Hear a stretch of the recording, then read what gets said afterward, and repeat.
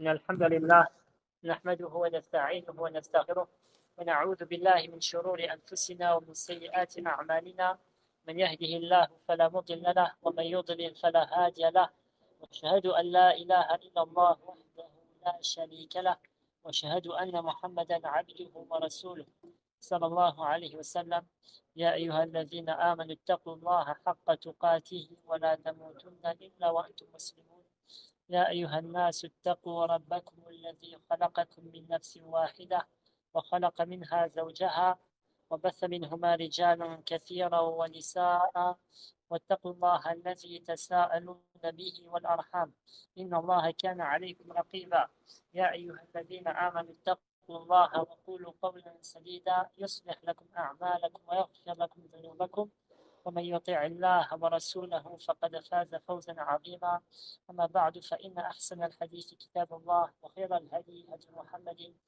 صلى الله عليه وسلم وشر الأمور محدثاتها وكل محدثة بدعة وكل بدعة ضلالة وكل ضلالة في النار. Nous continuons donc l'explication de la Mia. Nous sommes arrivés au troisième cours. L'auteur dit وَقُولُ فِي الْقُرْآنِ كَمَا جَاءَتْ بِهِ وَقُولُ فِي الْقُرْآنِ ما جاءت به آياته فهو الكريم المنزل وقول قال الله جل جلاله والمصطفى الهادي ولا أتأول. Donc, on va se limiter à ces deux vers de poésie, Inch'Allah, et le cours ne va pas être très long, bi'idhnillah. La traduction du premier vers, et je dis sur le Coran ce avec quoi sont venus ces versets. Il est le noble, le descendu. C'est-à-dire le descendu, le révélé. D'accord? Ce que désigne cela, en cela l'auteur, donc après l'auteur dit, bon, je vais traduire aussi la deuxième. Et je dis, Allah dit, l'élu, le guide, donc l'élu, le guide, c'est le prophète Sallallahu dit, et je n'interprète pas. Donc ce qui est voulu, c'est que les gens de la Sunna et du groupe, ils croient en Coran comme il a été décrit dans le livre d'Allah et dans la Sunna du prophète sallallahu alayhi wa sallam. Ils croient en Coran et en Coran comme il a été décrit dans le livre d'Allah et la Sunna du prophète sallallahu alayhi wa sallam. Et donc, ce Coran-là, c'est Al-Karim, c'est-à-dire il est noble, et il est Munzalou, c'est-à-dire il est révélé de la part du Seigneur de l'univers. Allah tabaraka wa ta'ala dit Hamim Tanzil al-Kitab min Allah al-Aziz al-Hakim. Hamim, telle est une descente de la part d'Allah, le Tout-Puissant, le Très Sage. Maintenant, quelle est la croyance des gens de la Sunna sur le Coran plus en détail?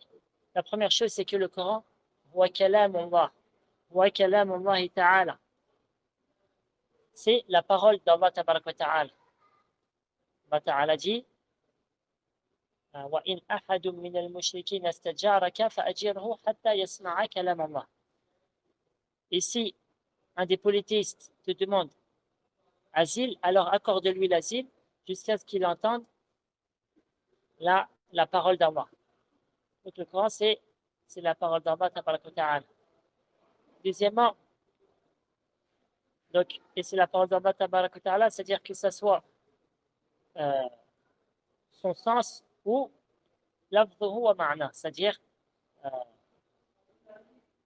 lafzuhu wa ma'na, c'est-à-dire la parole qui est le Coran et son sens aussi provient d'Allah tabaraka wa ta'ala. Et le Coran, il est des harfin wa sawt, c'est-à-dire il a des lettres et des sons. D'accord? Allah tabaraka wa ta'ala parlait de ce qu'il veut du Coran et Jibril alayhi salatu salam entendait cela. Ensuite, une fois que Jibril entendait cela, il le retenait par cœur, puis il descendait vers le prophète sallallahu alayhi wa sallam et lui récitait le Coran qu'il avait entendu d'Allah azza wa jal, et le prophète sallallahu alayhi wa sallam mémorisait cela. Allah ta'ala dit قُلْ نَزَّلَهُ رُوحُ الْقُدُسِ مِنْ رَبِّكَ لِيُثَبِّتَ الَّذِينَ آمَنُوا وَهُدًى وَبُشْرَى لِلْمُسْلِمِينَ. Dit, il a été révélé de la part dit il a été révélé euh, par intermédiaire de qui? De Ruh al-Qudus, le Saint-Esprit, qui est Jibril.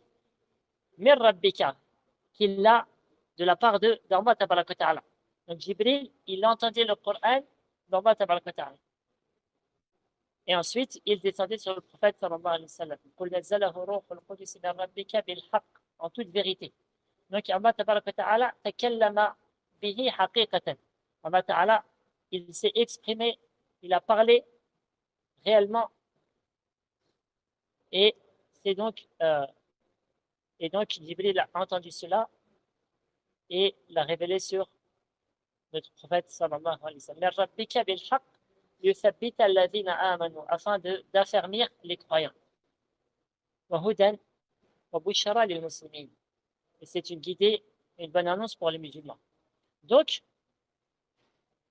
une des plus grandes causes pour être affermi dans la religion, c'est bel et bien le fait de lire le Coran et de le méditer. Et de le méditer. Donc, le Coran, huwa kalam Allah, bilisani arabiyyin mubin, selon une langue arabe claire. Allah tabaraka wa ta'ala dit وإنه لتنزيل رب العالمين نزل به الروح الأمين على قلبك لتكون من المنذرين بلسان عربي مبين. Et c'est une révélation du Seigneur de l'univers. L'a descendu Ruhul Amin. Jibril, il a plusieurs noms. Parmi elles, Ruhul Amin, c'est-à-dire l'âme. Amin, Al-Amin, c'est celui qui est propre, c'est-à-dire qui tient le dépôt. De sorte que Jibril, il transmet exactement ce qu'il a entendu d'Allah Azza wa Jal. Il ne rajoute rien et ne diminue rien. Donc il a révélé ala qalbika, sur ton cœur, afin que tu sois du nombre des avertisseurs. Ensuite, Allah Ta'ala dit dans une langue arabe claire. وهو donc المنزل على خاتم أنبيائه محمد صلى الله عليه وسلم بواسطة جبريل عليه الصلاة والسلام.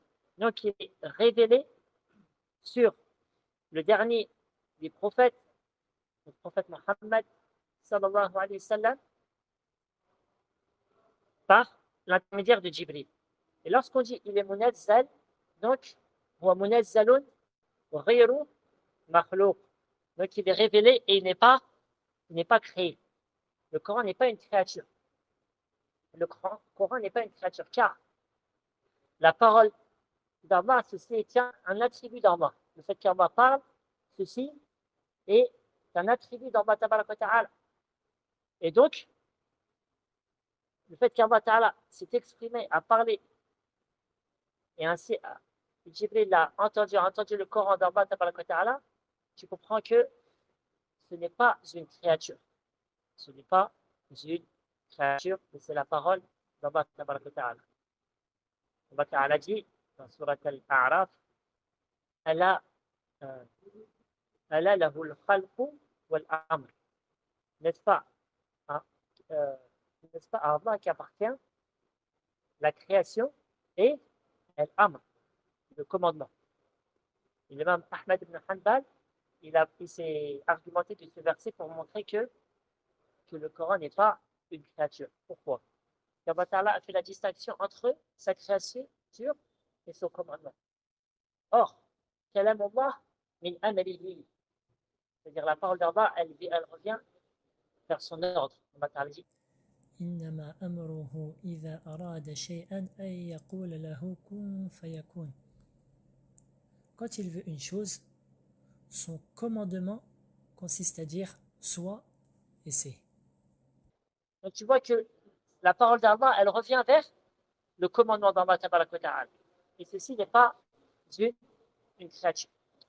De plus, les imams de la Sunna, ils sont argumentés par le hadith qui est dans le recueil authentique de l'imam Muslim. إذا نزل أحدكم منزلا فقال أعوذ بكلمة الله تامة من شر ما خلق لم يضره شيء حتى يرتحل من منزله ذلك كما قال صلى الله عليه وسلم.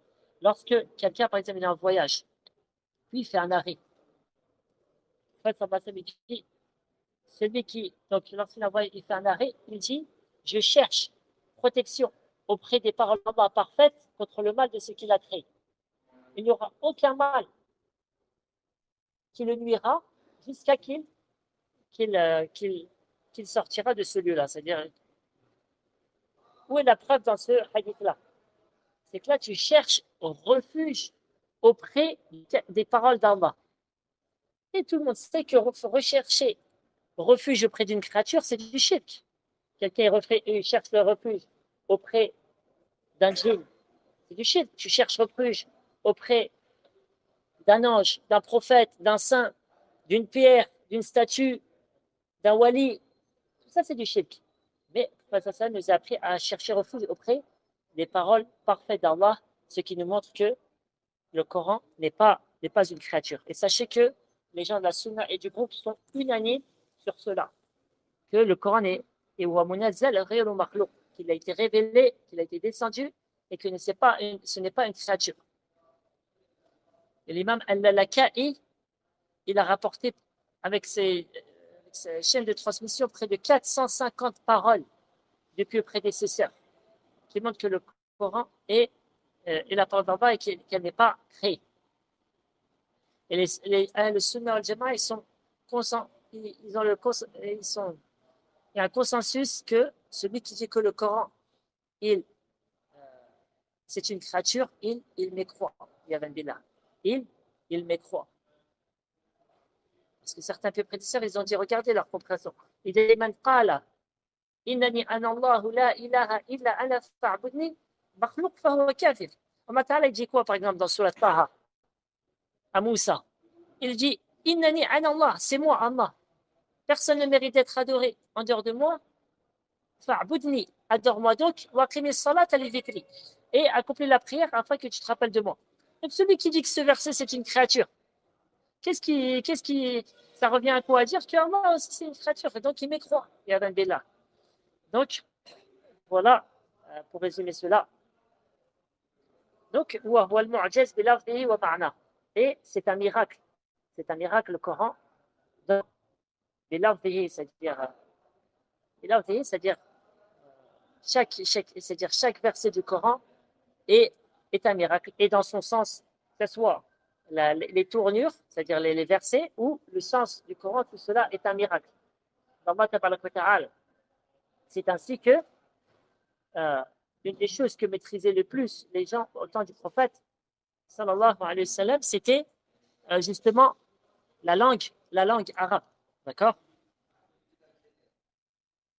Et ils avaient, c'est-à-dire, ils avaient même ce qu'ils appelaient, donc ils se rivalisaient mutuellement les uns les autres dans la poésie. Et les plus beaux poèmes, ils les accrochaient à la Kaaba. Et Allah Ta'ala les a pris en défi, qu'ils ramènent un Coran similaire à celui qui a été révélé sur le prophète sallallahu alayhi wa sallam. D'accord? Mais ils n'ont pas réussi cela. Ensuite, Allah Ta'ala les a défiés de ramener que 10 sourates du Coran. Dans Surat al-Hud. C'est-à-dire, il les a défiés de ramener ne serait-ce que 10 sourates qui sont comparables au Coran. Et ils n'ont pas réussi. Ensuite, Allah Ta'ala les a défiés de ne ramener qu'une seule sourate. وإن كنتم في ريب مما نزلنا على عبدنا فأتوا بسورة من مثله وادعوا شهداءكم من دون الله إن كنتم صادقين فإن لم تفعلوا ولن تفعلوا فاتقوا النار التي وقودها الناس والحجارة وعدت للكافرين. Si vous avez un doute sur ce que nous avons révélé à notre serviteur, c'est-à-dire au prophète sallallahu alayhi wa sallam, tâchez donc de produire une sourate semblable, c'est-à-dire une sourate qui est semblable à celle qui est dans le Coran, et appelez vos témoins si vous êtes véridiques. Si vous n'y parvenez pas, et vous n'y parviendrez pas, Parez-vous donc contre le feu qu'alimenteront les hommes et les pierres, lequel est réservé aux mécréants. Donc c'est un miracle et c'est le plus grand miracle qui a été révélé sur le prophète sallallahu alayhi wa sallam, car ce miracle-là, il reste d'une génération à une génération. Donc comme j'ai dit, il est selon Allah Ta'ala, takallama bihi biharfin wa sawt. Allah Ta'ala, lorsqu'il s'est exprimé du Coran, lorsqu'il a parlé le Coran, eh bien, parlé du Coran, eh bien, c'était par des lettres et des sons. Jibril a entendu les lettres et les sons. D'accord?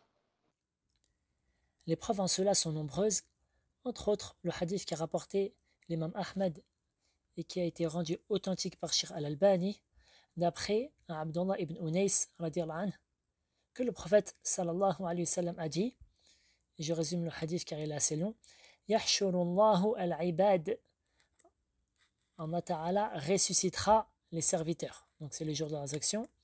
Jusqu'à la parole du prophète sallallahu alayhi wa sallam, Fayunadi bi sawtin yasma'uhu man ba'uda kama yasma'uhu man qarub. Il appellera d'une voix qu'entendra ceux qui sont loin, tout comme ceux qui sont proches. Ana al-maliku ana ad-dayyan. C'est moi le roi, c'est moi ad-dayyan, c'est-à-dire celui qui rétribue chaque âme selon ce qu'elle a fait. Et donc ce hadith, il prouve ce que j'ai dit, à savoir, le prophète sallallahu alayhi wa sallam a dit, Fayunadi bi sawt, il appellera d'une voix. Donc Allah Ta'ala, il parle d'une voix. V-O-I-X. Donc il parle d'une voix et il fait entendre de ses serviteurs qui il veut. Et le Coran, donc, Allah Ta'ala, comme je l'ai précité, il l'a fait entendre de Jibril, puis Jibril l'a récité au prophète sallallahu alayhi wa sallam, qu'il a retenu par cœur et l'a transmis à sa communauté salawatullahi wa salamuhu alayhi. Donc c'est des sons et des harfs, ça c'est le hadith qui est très connu, qui a rapporté l'imam Tirmidhi, qui a été rendu authentique par Sheikh Al-Albani d'après Abdullah ibn Mas'ud radiyallahu anhu, que le prophète sallallahu alayhi wa sallam a dit, Man qara'a harfan min kitabillah falahu bihi hasanat. Celui qui récite une lettre du Coran, il a par cela une récompense. Wal hasanatu bi'ashri amthaliha, c'est-à-dire et la hasanat, elle est multipliée par 10. C'est-à-dire ça c'est au minimum. Ensuite, le prophète sallallahu alayhi wa sallam dit, Wala aqulu alif lam mim harf. Et je ne dis pas que alif lam mim est une seule lettre. D'accord? Walakin alifun harf. Le alif, c'est une lettre. Le lam, c'est une lettre.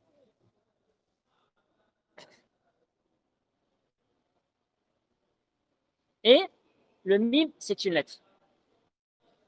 Donc, ceci nous montre l'immense valeur de réciter le Coran. Et ça, bien sûr, c'est celui qui récite le Coran comme il a été révélé, c'est-à-dire en arabe. Tandis que ceux qui lisent le Coran, c'est-à-dire ce qu'on dit, la traduction des sens du Coran en français ou autre, ça, il ne lit pas vraiment le Coran, il lit ses sens. C'est comme si c'était un sens approché, et ça n'a pas cette récompense-là. D'où l'importance d'apprendre la langue arabe, d'apprendre à bien lire le Coran. Allah Ta'ala dit Warattilil Qur'ana tartila, et psalmodie le Coran d'une bonne psalmodie. Al-muta'abbadu bi tilawati. Parmi les caractéristiques du Coran, c'est que à partir du moment où tu le lis, tu es en état d'adoration. À partir du moment où tu le lis, tu es en état d'adoration. D'accord? Al-manqulu ilayna bit-tawatur. Celui qui nous a été rapporté bit-tawatur. Tawatur, c'est qu'un très grand nombre de gens le rapportent à un autre très grand nombre de gens. Et c'est ainsi d'une génération à l'autre, de sorte qu'il n'y a aucun doute sur celui-ci. Al-maktubu fil masahif, celui qu'on trouve écrit dans ce qu'on appelle le mashaf. Les gens, ils appellent le Coran. En là-bas, ce qu'ils appellent le mushaf, c'est-à-dire c'est le livre où se trouve dedans la parole d'Allah. Aisha radiyallahu anha qalat بين دفتي المصحف كلام الله. Entre les deux entre guillemets les deux couvertures du mushaf se trouve la parole d'Allah. Et Othman ibn Affan radhiyallahu anhu disait, si nos cœurs étaient propres, nous ne serions, si nos cœurs avaient été propres, eh bien nous ne serions jamais rassasiés de la parole de notre Seigneur. Et al-mabdu bi surat al-Fatiha, celui qui commence par la Fatiha et qui se termine par wal-makhtoum bi surat al-Nas, et qui se termine par surat al-Nas, c'est-à-dire la surat légère. Donc, وأقول في القرآن كما جاءت به آياته فهو الكريم منزل وأقول قال الله جل جلاله, et je dis Allah a dit Jalla Jalaluhu, que sa majesté soit manifestée. Si on peut traduire comme ça, Jalla Jalaluhu. C'est-à-dire, quand on cite le Coran, on dit c'est la parole d'Allah. Donc, quand je cite un verset, je dis Qala Allah directement. Wal Mustafa al-Hadi wa la ata'awwalu. Et lorsque le prophète sallallahu alayhi wa sallam donc nous vient ces hadiths qui sont authentiques, qui sont affirmés, c'est un hadith sahih, authentique ou hassan, le bon, eh bien on dit le prophète sallallahu alayhi wa sallam a dit telle ou telle chose. Et ça, c'est la parole du prophète. Wala ata'awwalu. Et je ne cherche pas d'interprétation. C'est-à-dire, on ne prend pas les interprétations des gens de l'innovation. Que ce soit dans le Coran ou dans les noms et attributs d'Allah tabaraka wa ta'ala. Ni on fait ni c'est-à-dire on fait des mauvaises interprétations telles que les interprétations des gens d'innovation qui ont en réalité pris leur croyance, c'est-à-dire ils ont été imbibés, ils ont été, c'est-à-dire ébranlés par la croyance, c'est-à-dire la philosophie grecque, et qui ont voulu ensuite, après être rentrés profondément dans la philosophie grecque ou les règles de mantiq, les règles de logique, ils ont voulu appliquer cela au Coran et à la Sunna, et ils sont déviés d'un immense égarement. D'accord? Donc, ni on fait ce genre d'interprétation, voilà le kayif, et voilà le kayif, on ne cherche pas le comment, voilà nous atil, ni nous dépourvons Allah tabaraka ta'ala de ses attributs, voilà nous mathil, ni nous faisons ressembler Allah tabaraka ta'ala avec ses créatures. D'accord? Même si cela, donc je vais le répéter dans le prochain cours, étant donné que le prochain cours, ça sera sur les attributs d'Allah tabaraka ta'ala. Donc on se limite à cela, Inch'Allah. والله أعلى وأعلم. صلى الله وسلم على نبينا محمد وعلى آله وصحبه أجمعين. سبحانك اللهم وبحمدك أشهد أن لا إله إلا أنت أستغفرك وأتوب إليك.